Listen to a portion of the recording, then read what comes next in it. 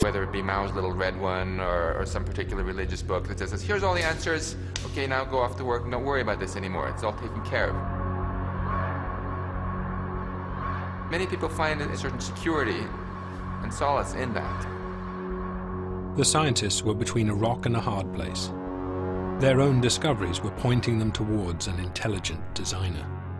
This is this dislike of mixing religion into physics. I think they were somewhat afraid that if it was admitted that the reason the world is the way it is has to do with our own existence, that could be hijacked by the creationists, by the intelligent designers.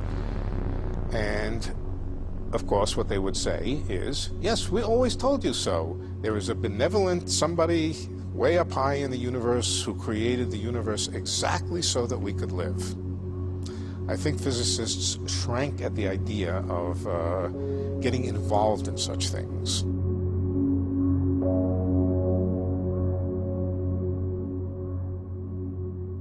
Some people say that this apparent fine-tuning of the universe is a brute fact.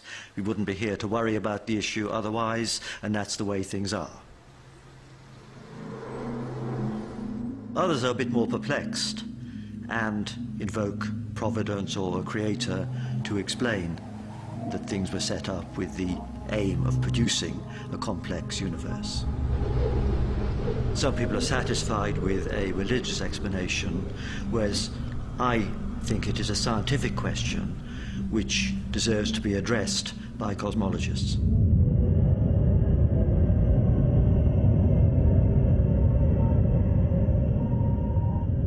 And cosmologists have found a solution to the fine-tuning problem. It is simple and elegant, but it requires a leap of faith as profound as any religious belief. If our planet is not alone, if it is one of billions of planets, orbiting billions of stars in hundreds of billions of galaxies inside our universe, could our universe also be one of many? It may turn out that our concept of the universe, as astronomers see it now, is a very restrictive one. And what we have traditionally called our universe is one of many. If there are other universes, their laws of nature could all be set differently in their own Big Bangs. If there had been many Big Bangs, and if, and this is the second assumption, the outcome of those Big Bangs were universes governed by different physical laws,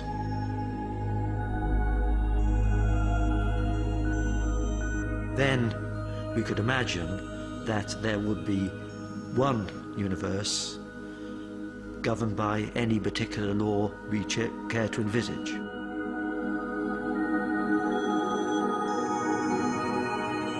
And therefore, it would not be at all surprising if there should be one universe that was tuned. If our laws of nature are only one set of values amongst a limitless possibility of others, then the fine-tuning of our universe once again falls within the laws of chance. Our law of gravity would be but one of trillions of different values for gravity. The same goes for the cosmic constant, for atomic charge, even the numbers of dimensions. Suddenly, amongst all the many possibilities, it's not so surprising that at least one possesses the precise set of laws that allow human beings to evolve. If you go into a clothes shop and there's a large stock, you're not surprised to find one suit that fits. Whereas if there's only one suit, you are surprised. So many universes governed by different laws would remove any reason for surprise at the apparent fine-tuning in our universe. With one mighty intellectual bound, cosmologists could once again happily accept that our universe suited our existence precisely, without the need for a fine-tuner, a creator. Martin Rees coined a new word to describe the idea. If it turns out that there's more to reality than just our Big Bang or the aftermath of our Big Bang, then we have to either redefine our universe or use another word, and I've chosen the word multiverse to describe this whole ensemble of Big Bangs, this whole ensemble of universes. The concept of the multiverse saves the scientific universe at a stroke.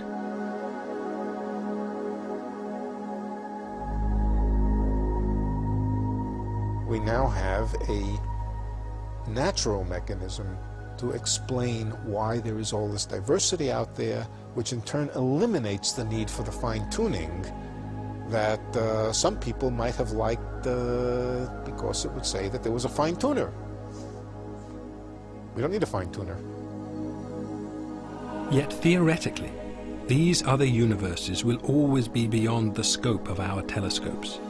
So is the multiverse really a scientific solution?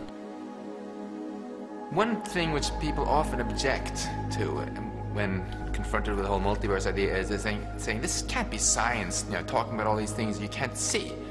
If I have a theory involving entities that I can never touch, never measure, never observe, that's not science then, is it?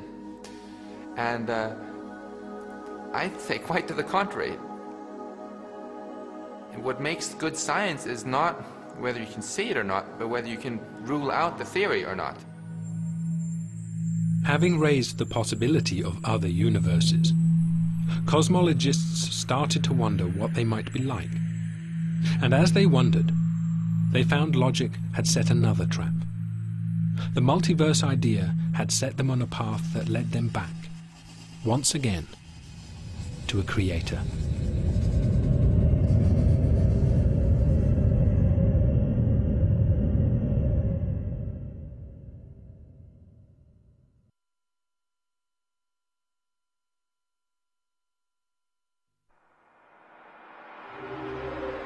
To avoid the conclusion that an intelligent force had had a hand in our creation, cosmologists invoked the principle of multiple universes. But what potential might those other universes hold for the evolution of complexity? We have no idea how much variety other universes might display, and since we have no contact with them, all we can say is that there must be certain potential for complexity in those universes.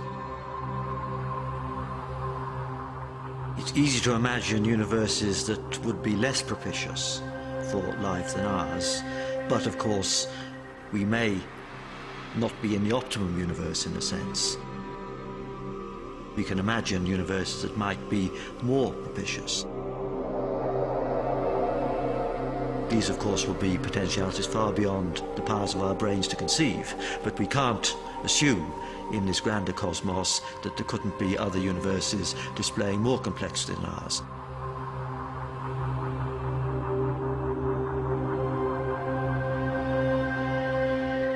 Although we are completely cut off from these other universes, it's not impossible that one day we might be able to prove their existence.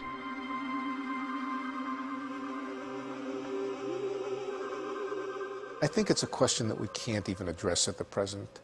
I think we simply have to rely on the ingenuity of future generations of physicists, or whatever they are called themselves at that time, to find their way into new ways of thinking about these things. The atomic theory was put forward by ancient Greeks 2,500 years ago. It took a couple of thousand years to verify it. It would not surprise me if it takes some fraction of that kind of time before we really absolutely understand these ideas, before we become totally comfortable with these ideas, before we say these ideas are hard, absolutely hard science. But can we ever know what these other universes are like? Somewhere, among this infinite collection, there must be those similar to our own. And some of them will be less evolved, and others much more advanced.